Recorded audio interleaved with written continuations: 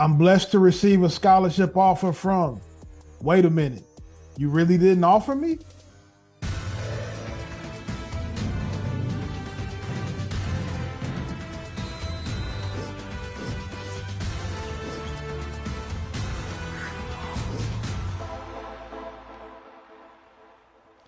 All right, Carl is mad about something you're about to learn about, and that is non-committable offers. That's right, that is a thing, but I am glad that you have committed to joining us here on today's show. Welcome to College Football Today. I'm Emily Proud. He's Coach Carl Reed. If you want to join the show, you can in the chat. We'll be monitoring it. We'll be answering any questions you might have. But Carl, I got to go back to why you're mad. I think this is a concept that not a lot of people know about. So in this situation that you just presented, where does the breakdown come from? The breakdown comes from not being completely honest with the player. I blame a lot of it on the high school coach and the 7-on-7 coach, because the college coach is very limited on how much contact they can have with recruits, especially on the young guys. We know that in this day and age, the majority of the offers that we're seeing posted online are uncommittable offers. And so that's why around signing day, you see so many seniors left without scholarship offers, and they don't understand because they had a ton of offers a year ago, and now they don't have any, and nobody's telling them the truth. Why is this on your mind today? Because I've been contacted by so many players in terms of trying to find scholarships and trying to deal with recruiting over the last couple of weeks, and it's something I've been wanting to talk about for a while. I was actually with a friend of mine a week ago, and we were out having dinner, and a kid posted a scholarship offer from his school, and we're looking at it in real time, and he's saying, Carl, I've never heard of this kid. And so who's giving these guys this information? It's a lot of dishonesty going on, and it has to be addressed, and it needs to be cleaned up. Not just a friend here, he is a head coach of a Power 5 school. So this is something that is happening at the largest universities. We have a lot more to get to on today's show, so let's show you what is on tap here. We're handing out year-end awards for first-year head coaches. We'll also look at some teams with the most pressure entering next season. Teams like Texas A&M, Alabama, Clemson. We got more, and also use what we learned from last year to project into next year. But let's first introduce you to our guest host today. He's a man that's apparently unafraid to laugh at himself and hopefully unafraid for us to laugh at him. So let's roll the tape here. This man recently found out that Crocs and socks, in fact, do not make for good traction in snowy weather. I guess, we're about to bring him on here to explain. I guess Crocs and socks are just a fashion statement here. So let's introduce our guest host, the man from the video. That is our friend Brandon Marcello. First and foremost, I gotta ask, how are you feeling?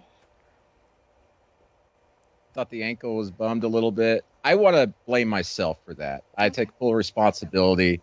It was not the fault of Crocs Corporation. I did not have my Crocs in four-wheel drive. And by that, I mean I did not have the heel strap behind my heels. I had them up front. And if you listen to the audio closely to this clip, which is available on Twitter, you will hear the flipping and the flopping. And that's because I did not have them in four-wheel drive with the heel straps. And so I did not get proper traction. My apologies for making such a bad dad mistake. Yeah. Real quick, how long were you on the ground for? About 3 minutes, because I had to make sure all of my joints were still working. As you get up in age, you got to figure out if everything's working properly. Mm-hmm. And I also wanted to make sure that I had not broken my butt. And I had not broken my butt. I mean, what a way Brandon, to start is it true that you fell on purpose because you didn't want to have to face me on the show today because you knew I was going to stop you from saying some of the outlandish things that you consistently say about college football? Well, first off, Carl, I am blessed to receive my 15th offer to be on this show. I just didn't know if it was going to be committable or not, and I'm glad I was able to commit and be on the show today. But thank you. And I look forward to demolishing you here in a little bit. Oh, okay. Well, let's waste no time. I just said it. We're going to give out some superlatives for first-year head coaches. And our first one, we're starting at the top. We're calling this the MVC, the most valuable coach. Carl, kick us off. I got to go right here with Sonny Dykes, TCU, in his first year. He takes his team to the national championship game, beat Michigan in the college football playoff. Didn't end it the way they wanted to, obviously, against Georgia, before a guy to come in year one Not at a big time Power 5 program. TCU's never been there before in that moment. He came in right away, stabilized the locker room, got great play out of his quarterback, takes his team all the way to the national championship game. You got to go with Sonny Dykes right now, having the best year for a first-year head coach. I don't disagree with that really all that much. He obviously did a fantastic job this year. I think he learned a lot from his previous two big coaching gigs, and that being Cal in particular, and then also Louisiana Tech. I know I was talking to him going into the Fiesta Bowl about how in the second half of those seasons when they were going on some runs, particularly at Louisiana Tech, he said he was always stressing, waiting for something bad to happen. He was overworking himself. And he said this year, he goes, for whatever reason, he goes, I can't tell you why. And like I learned something, but I'm kind of a little bit cooler. I'm sitting back. I'm letting my coaches coach, and I'm enjoying this ride. I think that he had really learned from his previous mistakes and kind of stressing over things, and that's what made TCU so great. It's a season we'll be talking about forever, and Sonny Dykes certainly deserves a lot of credit. So is Sonny Dykes your pick? With all that being said, no? Okay, no. Who is it then? No, another guy in purple, and no one's talking about him enough. And I think it's Kalen DeBoer at Washington. What he was able to do there this season was remarkable. I mean, listen, winning double-digit games is fantastic in its own right, but he did so by improving an offense that was absolutely and historically dreadful last season. 107th in scoring offense last year, up to number 7 this year. And they did it with the number 1 pass offense with Michael Penix Jr., the transfer from Indiana, who DeBoer had previously coordinated when he was at Indiana a few years ago. This Washington team, no one watched them in 2021, but I did. I pulled up some weird streams online so I could watch them late at night when I was on the road sometimes. Their season opener against Montana last season was one of the worst performances I've ever seen from any offense ever. And thank goodness they fired that coaching staff at the time. They put up 1 touchdown and barely did so in that game in a 13-7 loss against Montana. To go from that to putting up 40-plus points on routine and challenging in the Pac-12 overnight, Kalen DeBoer took a program that was in the absolute dumps and put them in championship contention. And in my eyes, puts them potentially, I think, as a potential driving seat mate with a USC to make the Pac-12 championship game in 2023. Brandon, you acknowledged earlier that Sonny Dykes learned from his mistakes, but obviously you still haven't learned from yours. Kalen DeBoer had a great season, great football coach, did a fine job at the University of Washington this year, program on the rise. But, man, you cannot go against a guy that took his team to the national championship game. It's just no way that you can put him second behind anybody. Washington, great job, major improvement, but nobody did a better job this year than Sonny Dykes as a first-year head coach. Listen, that's great. That's great and all. But he took over a program at TCU that was loaded with veterans. They did not have the type of talent to be a national championship contender, but they had the talent to be a Big 12 championship contender. And when we look back, we'll talk about the magical run that TCU had. But also, you got to be thinking it's going to be under the skin of those players and Sonny Dykes that for everything they did, despite winning 13 games and reaching the national championship game, guess how many rings they have? How many banners are going to hang? 0. They lost the Big 12 championship game to Kansas State. And, of course, they got blown out in the worst loss in the national championship game history against Georgia. So I'm not trying to degrade TCU and what they did, but come on. Washington, Kalen DeBoer, what he did there, historically bad team, and turn it into a double-digit win season. TCU, they had the talent there to be Big 12 contenders. Hey, Chris Peterson would like a word with you saying that Washington has been historically bad. Well, I tell Chris Peterson, hey, your guy, Jimmy Lake, torpedoed the program, so thanks for leaving him behind. Well, that's the thing, guys, when we talk about some of these superlatives and these awards, and especially when it comes to a most valuable award, is who brought the most value to their team. So a way that I always look at it is if you take them off the team or take them away from the team, what would they look like? So with that being the backdrop, Carl, do you understand a little bit where Brandon Marcello is coming from? I mean, how can you rationalize Kalen DeBoer? Well, I think that Kalen did an incredible job. He's a good football coach. He's won everywhere he's been. But I still are going to go with the guy that took his team all the way to the national championship game. Yeah, no, I mean it's a tough argument. Let's go ahead and project forward, though. We're calling this one the Sophomore Slump Award. So essentially, which coach is most likely to take a step back? Brandon, I'll let you have the first word here. Hey, it's a TCU show. Let's go with Sonny Dykes. Go. Because listen, they're not going to be in Big 12 championship contention next year. I just don't see it. I mean, Carl, what do you think? I mean, I'm sure, Carl, you think that they're going to be in Big 12 championship contention because Sonny Dykes is that type of coach, right? Automatically, they should be there, right? Well, yeah, I think that they should be there, but I'm going to go with the same thing. TCU here for a sophomore slump, because how do you top this year? How do you top going to the national championship game? I don't see how they have that same type of success, and they still do have a hill to climb, because you are correct. They did not win the Big 12 this year. And and also name a starter that's coming back. Yeah. Name a returning starter.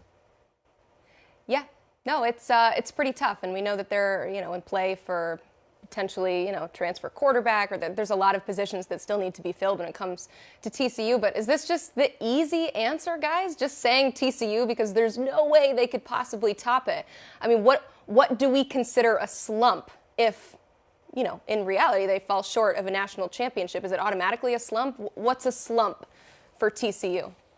Well, anything below 10 wins, I think, would be considered a slump. They may go in and win 8 to 9 games next year. I don't see them being able to recap the double-digit win, the huge season. I have them down for 8 to 9 wins. It's not a bad year, but it's a letdown after you play for the national championship for sure. Yeah, certainly. I mean, the standard has been set incredibly high. On the other end of things, though, we're going to give out a positive award, and that is the You Ain't Seen Nothing Yet award. So maybe a coach that had some success this year, but next year is really going to be that year, the big year, too. So, Carl, who is your You Ain't Seen Nothing Yet award winner? I think Marcus Freeman is going to do big things at Notre Dame. He gets the transfer quarterback that he wants in Sam Hartman. Had a little stumbling block this year coming out the gate, but that is just the adjustment of getting used to being a head coach and some of the decisions and things that you have to make.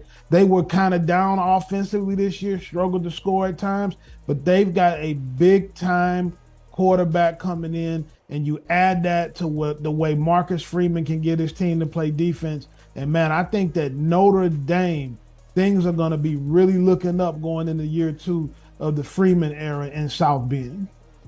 Marcus Freeman did a fantastic job in addressing needs and wants and also correcting mistakes that were made, not just here in the recruiting season, but during the season. No first-year coach had a worse start than him, considering the stature of that program than those first 2 weeks with losses to Ohio State and Marshall.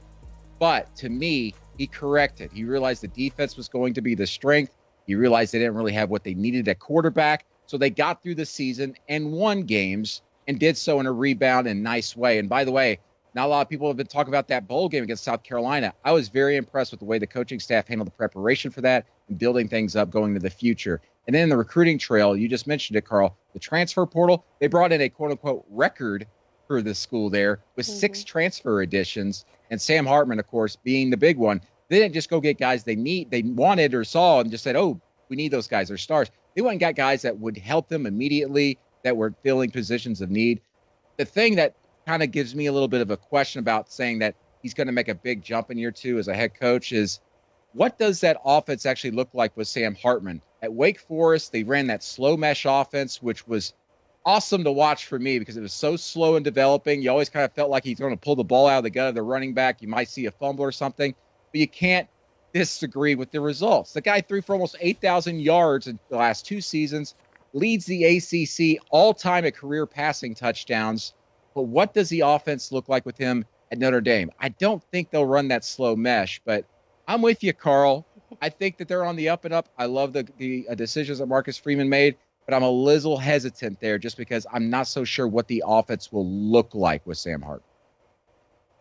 I mean, adding in Sam Hartman obviously is a big piece, and I think that's what is making a lot of people excited about what Notre Dame could potentially accomplish next season. But Carl, This is a coach award. I mean, how can Marcus Freeman as a coach improve from his first year at the helm to next year?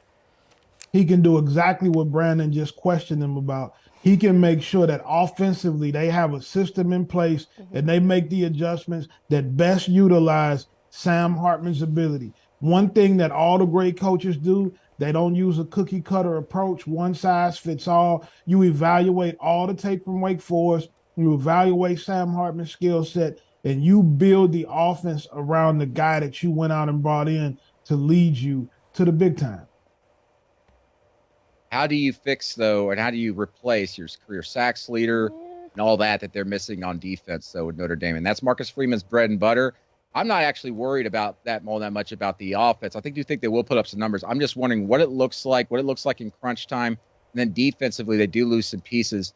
I honestly thought Marcus Freeman did a pretty good job his first year. I think he was getting too much criticism. People blocked out the rest of that season after what happened in those first few weeks.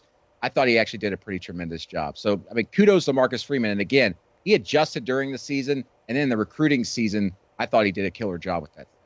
All right, Brandon, who's your pick for this award? I'm going to go with Mario Cristobal at Miami. I mean, talk about someone who's just getting hammered. I think him and Jimbo Fisher are kind of in the same boat with the leaks sprouting out and people throwing arrows and shooting it up with cannons. I mean, listen, he's getting paid a lot of money. We all know that. And we thought he would go in and be able to be very successful right away. I was one of them. That didn't happen. But Mario Cristobal is a program builder, and he builds it in the trenches like any championship coach does. And look what he's doing in the recruiting classes these last 2 years.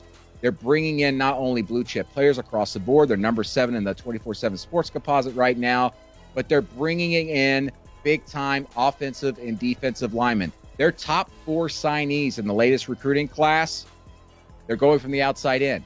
Offensive tackles and defensive ends and edge rushers.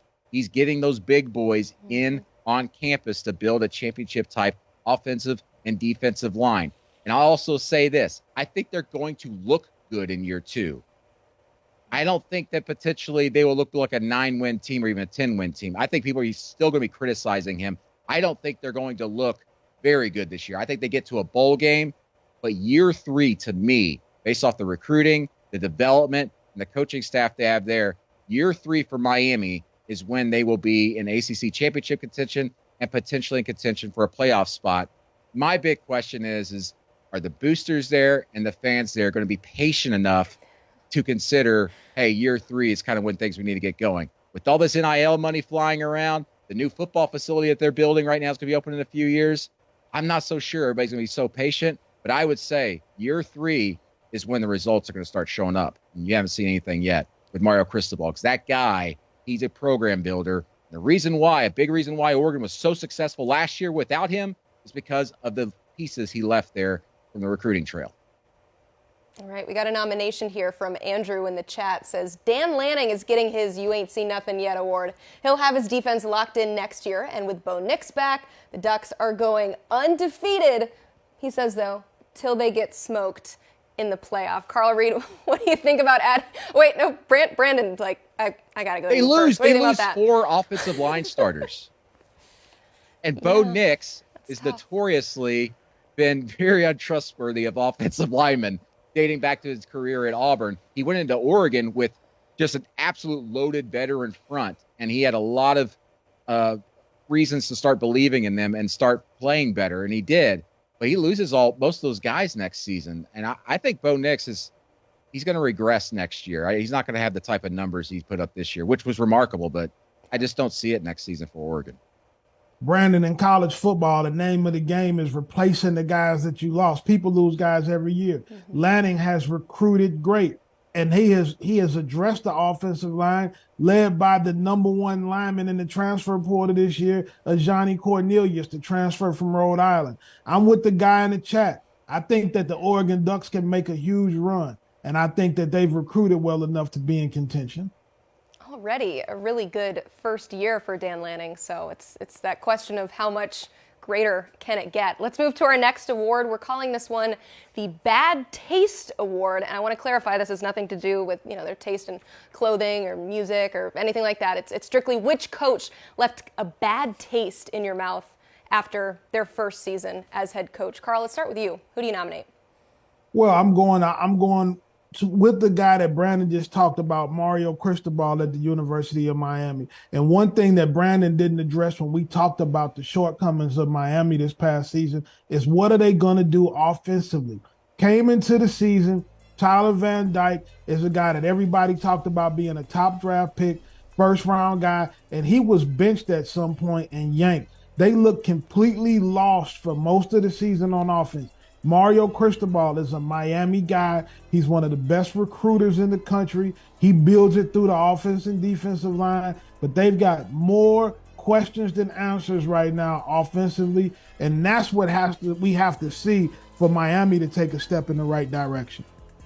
Well, no morning coffee with Mario Cristobal for Carl. He's not going to like the taste of the Cuban coffee he drinks, obviously. Oh, so good. You're right. Tyler Van Dyke, not impressive at all last season, got benched. All the injuries there they dealt with, but he is a better quarterback than he showed last year. But I want to stay in the ACC with a bad taste in my mouth, and that's Brent Pry at Virginia Tech. He went in there with a lot of momentum just around him. He was viewed as a Virginia Tech type guy. Came in there with the lunch pail, the hard hat. Let's get to work. The results did not show themselves on the field. They were 3-8 last season. They missed a bowl game for only the second time in 30 years. The only other time was 2020 during the COVID season. And they have had no momentum on the recruiting trail. They're about 7th or 8th in the conference in recruiting right now, even when you consider the transfer portal. And then you look at the transfers they're bringing in, led by quarterback Kyron Drones from Baylor, who's still kind of a developmental guy, has this weird sidearm motion, more of a runner than a passer. There are a lot of questions about this Virginia Tech program going into the offseason. I'm not so sure they're even a year or two away from having a winning season and getting back to a bowl game. I thought this year with NIL and a lot of the promotion they've been doing with NIL at Virginia Tech that not a lot of people have been talking about, that they would have a much better recruiting class going to the year 2 for Brent Pry. That has not been the case. That has been a big disappointment for me, and one that's going to start rearing its head here another year or two down the line when we start talking about Virginia Tech and going, hey, what happened to them? They were always in contention in the ACC. They're not even going to be in the middle of the pack potentially.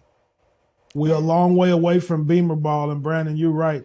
The biggest thing that I've been surprised about when I talk to recruits across the country, whether it's transfer portal guys, whether it's high school guys, I never hear Virginia Tech in the conversation anymore in terms of recruiting. And so that's something that you have to address your program through recruiting, and Virginia Tech has got a lot of distance in front of them right now. It's going to get even tougher with divisions going away in the ACC. They finished 3-8, which is their worst record since 1992.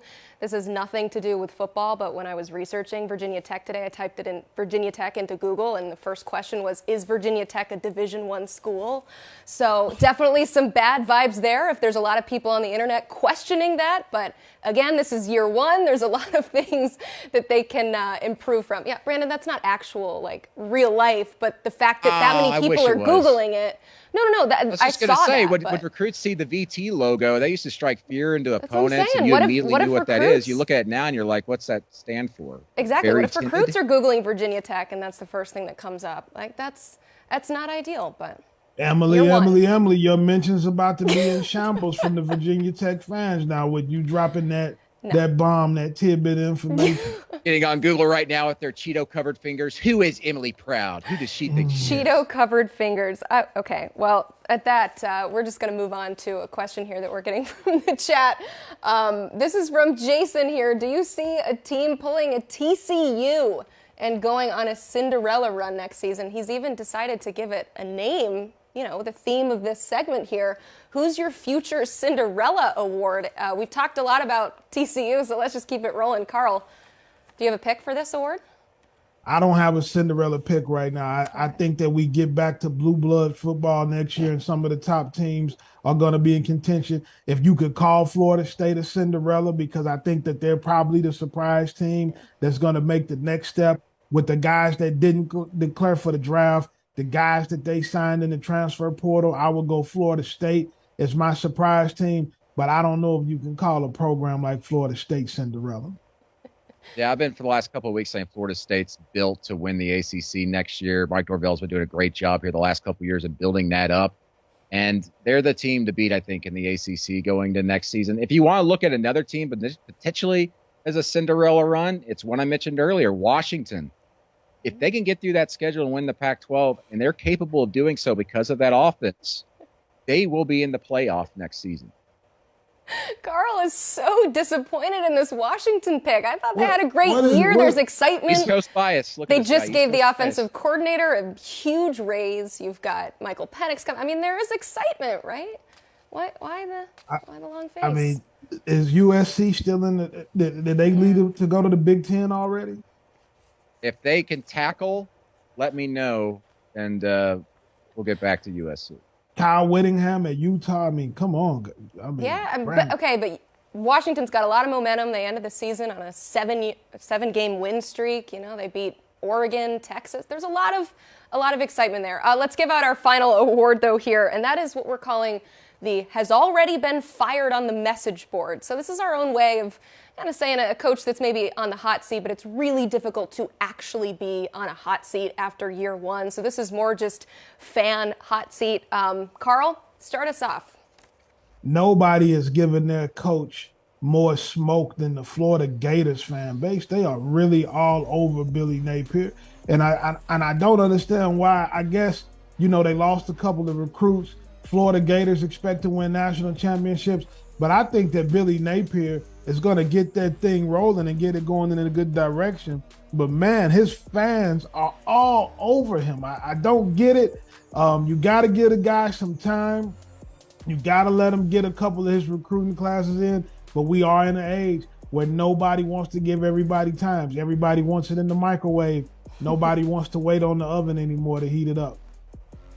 I agree that they need to give Billy Napier time, but the early returns are just not good right now, especially on the recruiting trail. And everybody wants to focus on Jaden Rashada and the $13 million deal that got pulled back and all that. We want to talk about Anthony Richardson on the field this past season, not living up to the hype of being potentially a first-round quarterback pick. They want to talk about Billy Napier building that entire big, huge support staff there and being able to maybe just kill it on the recruiting trail. And yet they're not the talk of Florida, let alone the Southeast. The recruiting's just kind of middling. Their transfer class is 24th. Their recruiting class is 13th, but that's only good for about, midway through the SEC in the rankings right now. They are not getting any momentum. And God bless. They are bringing in a Wisconsin quarterback by the name of Graham Mertz, whose only good game was his first game. And everything since then has been downhill, and he's going to be their guy at Florida. Maybe he's going to surprise me, but Graham Mertz is your guy. They've been swinging and missing at quarterback, and that's the one spot I thought Billy Napier would be able to shore up immediately through the transfer portal. And here we are 2 years into it, and he's turning into a Wisconsin cast-off. I just don't want to bite any of those cheese curds. Brandon, you don't give him any hope. I think that fall did something for you. Alexa, Google me concussion symptoms. I got to see if my guy can cuss from his fall earlier this morning. You don't think that Graham Mertz can come in and be a serviceable quarterback at the University of Florida? You don't think that Billy Napier and the way he runs the program, they can have any success moving forward with canceling a guy after year one? You've got concussion symptoms from your fall, man. You need to get it checked out as soon as the show is over. I must have some type of psychic powers passing along to you because you just called him Graham Hertz. It's Graham Hertz. So you wish it was Freudian slip there. I like it. I might have just got him an NIL deal with Hertz rental cars. No, I love that, Brandon. I love your example of Graham Mertz, whatever you want to call him, how his first game was his best game. That kind of reminds me of Billy Napier's first season as head coach. I wonder how much that opening game against Utah really reset the standards and the table for what he could potentially accomplish, and then it kind of fell downhill from there. I mean, Graham Hertz, crumbling like a graham cracker in the Florida heat. I don't know. I don't have a lot of faith in Florida next year, not with that schedule, and Georgia pulling away from everybody else in the SEC, including Alabama, by the way, in the talent department. Florida's in a bad spot right now. there is still a second transfer portal window.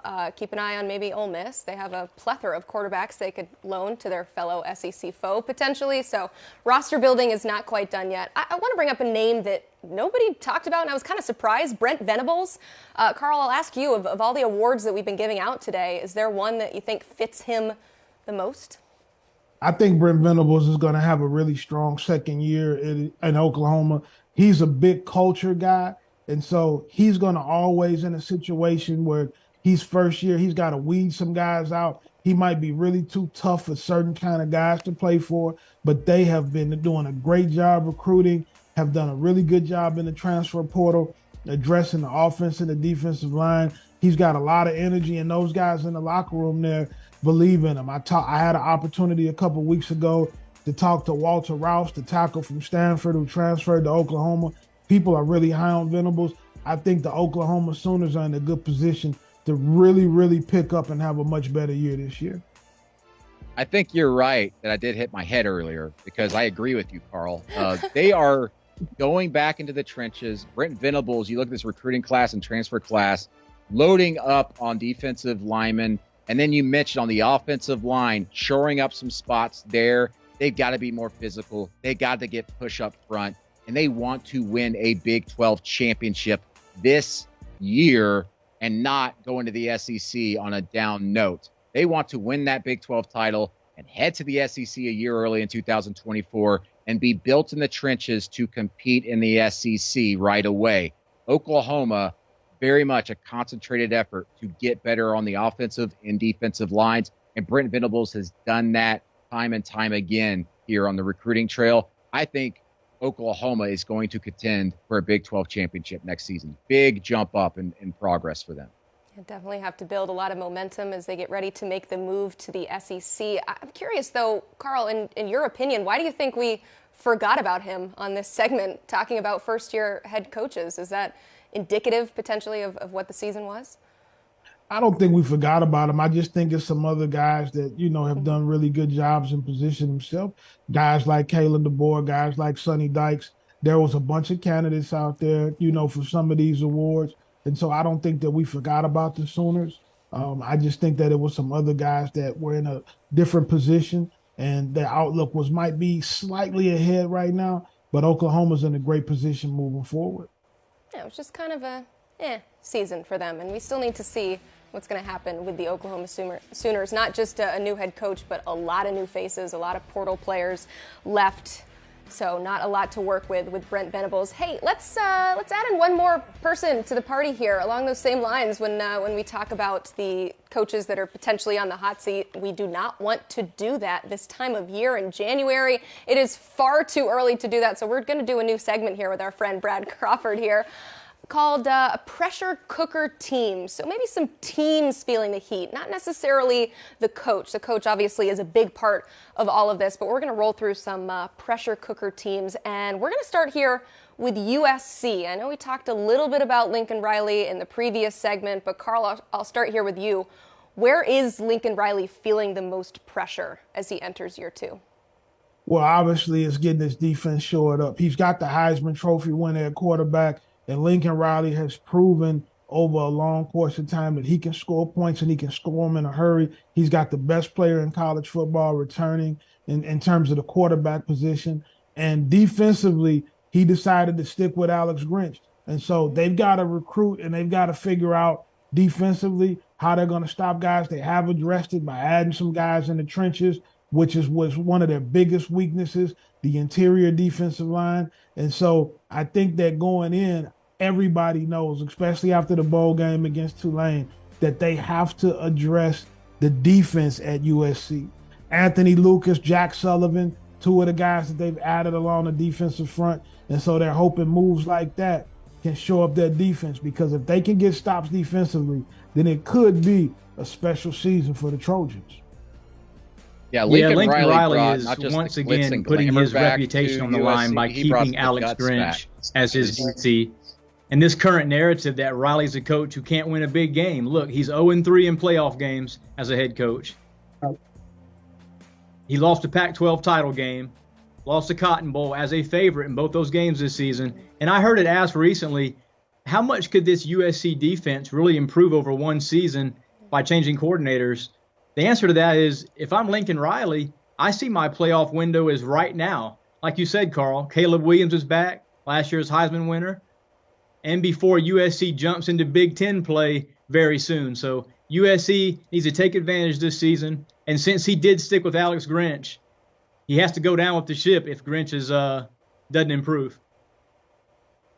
USC's got the offense. We know that. And I know they're losing Jordan Addison at the NFL, but they're bringing in some stellar transfers in. And then also, look, he's loading up on SEC guys, bringing 4 SEC guys in, including 2 Florida offensive linemen to help shore things up there. Defensively, Alex Grinch's defenses in year 2 and year 3 just get better compared to the first year of his system. And that system, as my colleague Chris Hummer was telling me recently on a podcast we were doing, they give you a lot of space as an offense to work. That's because they like to chase those turnovers and kind of close open spaces with a lot of speed. And that hurt them late in the season, and that hurt them with some angles, and they were missing tackles. That'll get better next season just for being in that system for another year. USC will be better just by design and by progress next season. Offensively, they're going to be able to score points with Caleb Williams. And boy, talk about the guts on that guy and the way he played late in the season, especially in that Pac-12 championship game, even with the injury. They've got a star maker, obviously, at coach. They got a superstar at quarterback. And they got a quarterback, by the way, who's got guts and is willing to go for it all, even if he's injured. I really love USC going into this year 2 with Lincoln Riley. Brad, how does how they finished the season concern you going into next year? I think it's very important, Emily, and that's why you're not going to see USC on many top 10 ballots a few months from now in August when AP voters push those ballots out and make that preseason poll. I mean, Caleb Williams right now, as Brandon mentioned, obviously best player returning in the country, best player on USC. He's going to have 40 touchdowns, 4,500 yards of total offense. Well, then after that, what else does USC have? We've seen USC's problems with scheme on defense, couldn't tackle it all last year, gave up 500 yards to Tulane and a double-digit lead in the last 4 minutes of that game. Favorite in that game was a touchdown favorite against Utah, lost that game. Lincoln Riley, not only Caleb Williams, but Lincoln Riley needs to prove he can win big games. And until then, I don't think you can take USC as a preseason college football playoff hopeful. Whoa. Carl's making some faces. They returned the Heisman Trophy winner right now, Carl. And you're saying they can't get in the top 10 in the preseason poll? Are you serious, Brad? We didn't have them in our top 10, I don't think. I mean, correct me on that. I didn't have them on my top 10. I wasn't in that meeting. I wasn't a part of that. So, Carl, where do they stack up as you're putting together your preseason list right now here on this show? They got to be somewhere between 8 and 10. You return the Heisman Trophy winner. And it's not like the Pac-12 is the SEC. They're not going against juggernauts every week. They've got to show that they can go in there and that they can win games. Brad is right about that. They got to win some big games. But their schedule isn't overly tough. It's no reason why they shouldn't be able to go in there, knock some of these teams out. Tough game on the road at the University of Utah. That's always a tough place to win. Oregon State is a tough place to win. But if you're a big-time program, you got to get over the hump in those games. And if they do, they're going to be in the driver's seat for a playoff berth. All right, let's move on to our next team here, and it's Texas A&M. And I like that we're having this conversation about pressure cookers because so many of these teams have very different expectations. They have very different standards. Also, when it comes to Texas A&M, last year, definitely not the standard, but you kind of have to sit and wait it out because Jimbo Fisher's buyout number is what it is. So definitely a lot of question marks when it comes to Texas A&M and seeing what they're going to do next year. So Brandon, I'll ask you this. I mean, based on last year, what would be considered a success next year for A&M? Reaching the SEC championship game. I mean, that's what the Texas A&M fans are waiting for. And if you look through the 24/7 Sports Composite rankings over the years, if you have the number one recruiting class like they did in 2022, and by the way, the number one class ever, you win a national championship within 4 years. Every team has done that. A&M's window is still open. There's only a few years left in it. They've got to start showing that progress toward getting to the SEC championship game. And they get Alabama in College Station next season. This is going to be a fascinating team to watch next year. They still have a load of talent despite losing 28 guys to the transfer portal, and 16 of those guys were blue chip recruits at one point in their careers as high school kids or in the portal, and they were going to Power 5 programs as transfers. It isn't like they were just losing backups. They're losing Power 5 starters. So A&M, though, still locked and loaded, and Bobby Petrino is probably that little secret ingredient for him. And say what you will about him, the guy is truly, and I don't use this word often because it's overused too much, he's an offensive genius. I've seen him up close and personal. I've covered him at Arkansas previously.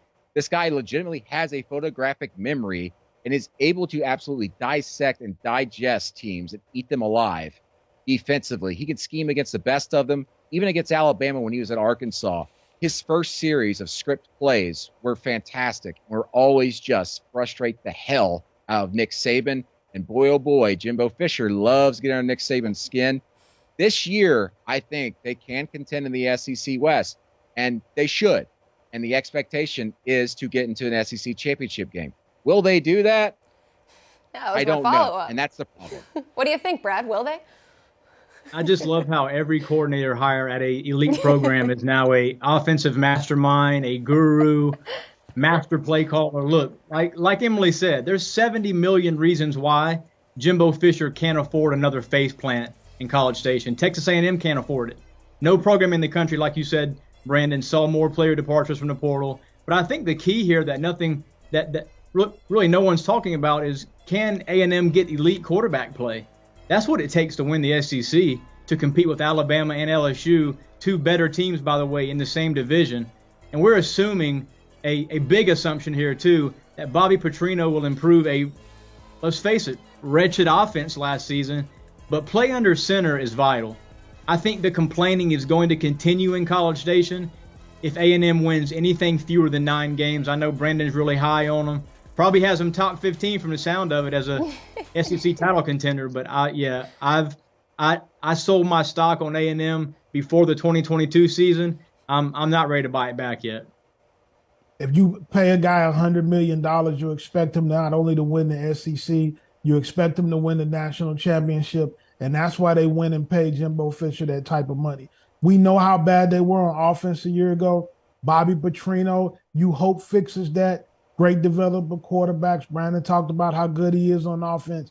He is correct about that. He's always been the real deal. Something I don't think people have acknowledged enough is how important, though, Mike Elko was, not only to the defense, but to the team. Look at what Elko did as a first-year head coach at Duke.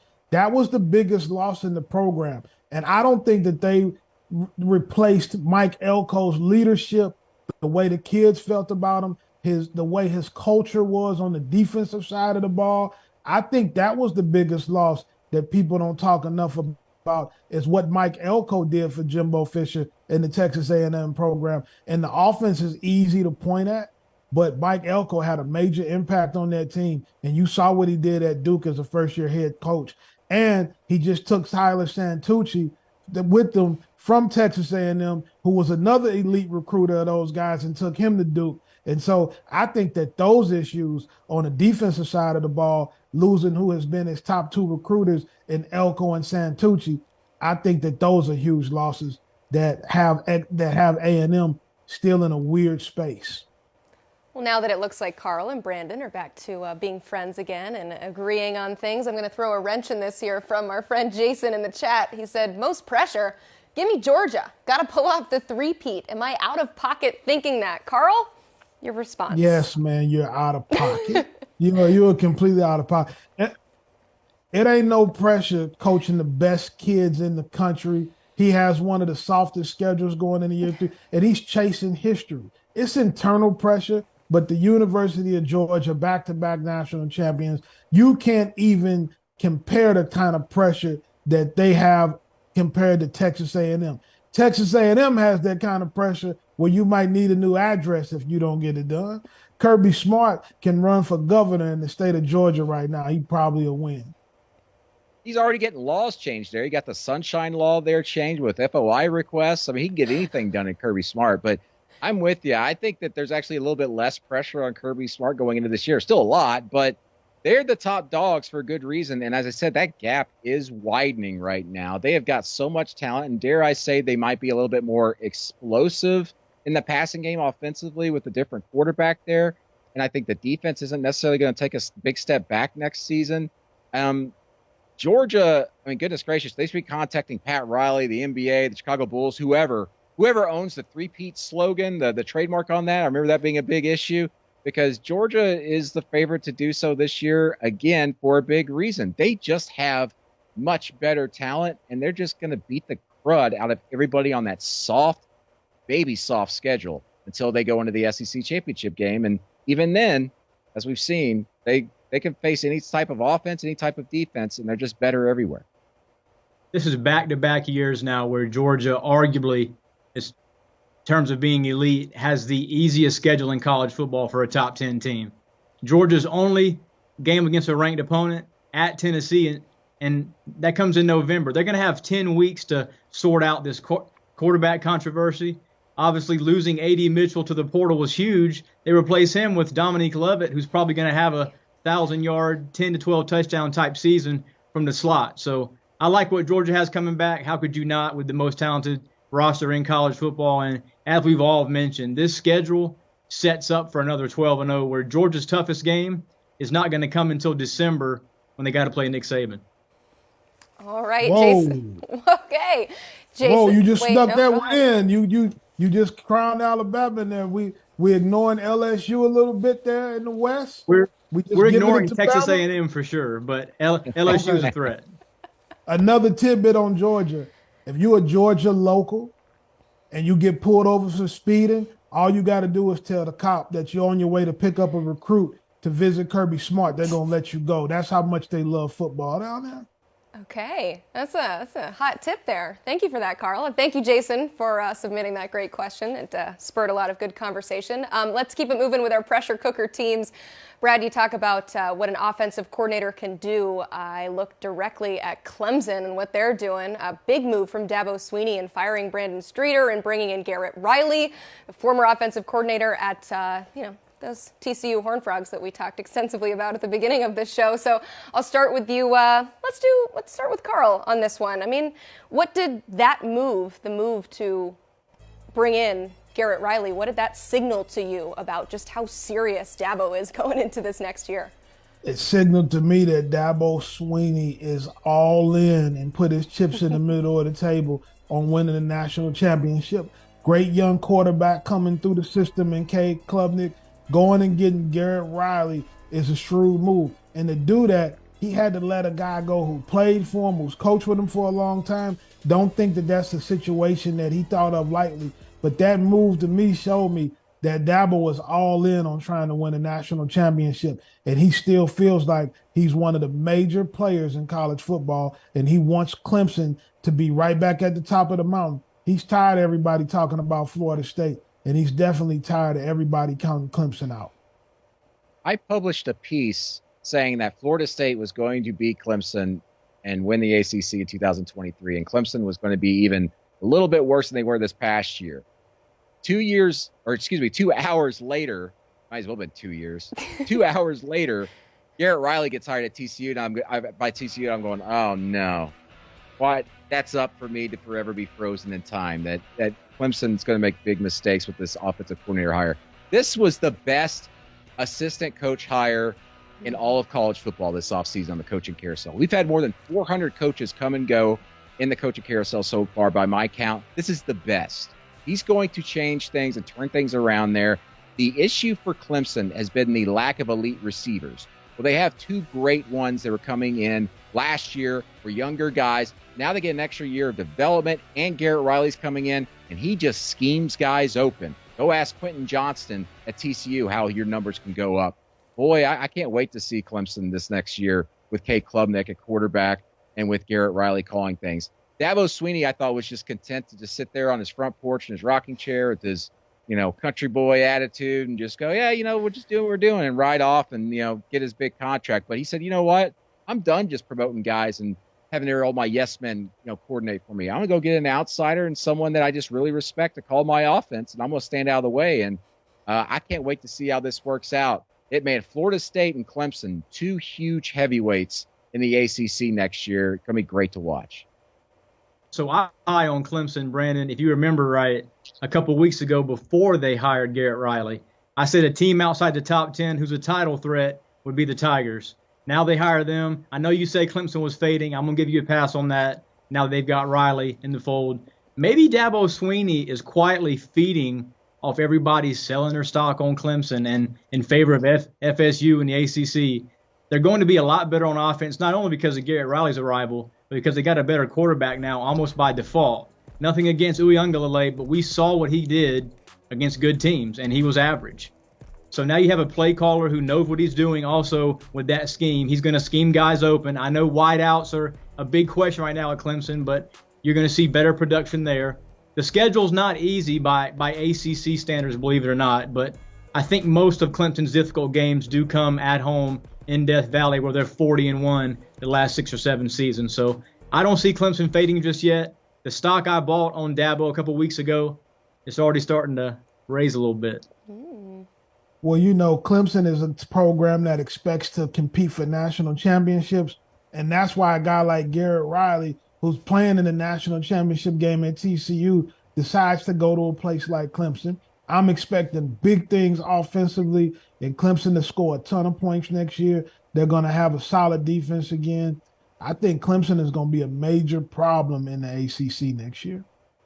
All right, you heard it here, guys. Thank you. Brad, I appreciate you joining us on this show. This was a lot of great conversation, and everybody was really nice and cordial. And so we're going to wrap up the show. Thank you again, Brad, with a conversation that we like to call College Football Today Takeaways. So, Brad, I'll start with you. That's just something that you learned on today's show. What's your final takeaway?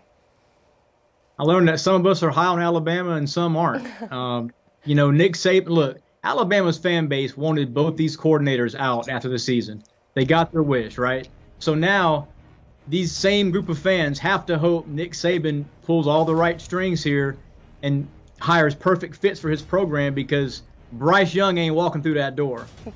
And I'm not doubting Saban can't make great hires here, because I think he will. But Jalen Milroe and Ty Simpson, they have to put up all SEC type numbers next season for Bama to get back to the playoff. I know I've got Bama winning the West. I've got them playing Georgia and Atlanta in my way too early picks, but I don't think it's going to come with an unbeaten season. I took the under on Bama's win total this fall. I'm going to do it again in 2023. Just feels like something that Nick Saban is so used to. I mean, 6 times in the last 8 years, he's finding an offensive coordinator, and they just continue to figure it out. Carl, what is your final takeaway from today? My final takeaway is we all know that once you get put in concussion protocol, you shouldn't play a football game, but it is okay for you to appear on a sports talk show. Brandon Marcello takes a hard fall. It's right up there with headbutting a soccer ball, getting tackled by Ray Lewis, or getting in the boxing ring with Mike Tyson. His driveway really took him out. And he was a little off today, all right, but he did provide some good content. He's got to go back in the protocol. We wish that he gets back up to speed soon. He didn't say as many outrageous things today as he normally does, but a couple of things were a head scratcher. Yeah, but Carl, you said USC's schedule was going to be easy. They play like 6 top 20 teams. That's not going to be easy for Lincoln Riley, who, by the way, we said earlier, can't win big games. Well, the good you thing said is he can't win big games. I didn't say that. His track record shows he can't. Okay, we're just digging up old fights here. Brandon, I feel like you need to speak for yourself at this point. Listen, I'm going to just sit back and wonder who Carl Reed is having coffee with in the mornings. It's not going to be Mario Cristobal, so I know that. And, wonder, why I can't find Graham Hurts in the 24/7 transfer portal whenever I type that in later.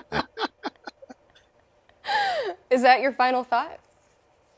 Yes. Okay. I don't have much else other than I live and breathe just absolutely destroying Carl Reed at every chance. I love it. And I hate to pile on here, Brandon, but I learned something about you on this show, actually. And that is, even when you're not talking, I still know what you're feeling. I still know what you're thinking. You make really great faces. Our producer has put together a really great compilation on today's show of all the wonderful faces. I love it, though, because, although poker might not be in your future necessarily, it's definitely very entertaining, and it's perfect because, we like to let some other people add in their 2 cents, and we like to hear from Carl, and we like to hear from Brad, but we don't even need to hear from you to know exactly what you're thinking. I mean, it goes beyond wearing your heart on your sleeve. You wear it on your face, right? Yeah, unless it's covered in snow on the driveway. Unless it's covered in snow on the driveway. Well, we are so glad. Should have saw my face then. It's not great. Thankfully, that's a pretty wide shot. Well, we're glad that you finally were able to get up, go back inside, and join us here on the show. Thank you to all the great voices that we have, and thank you for joining us here on College Football Today. We are here every Monday and Wednesday at 5 o'clock Eastern on the 24/7 Sports YouTube page. The best way to make sure that you do not miss us is to subscribe to the page. Thank you so much, and we'll see you next week.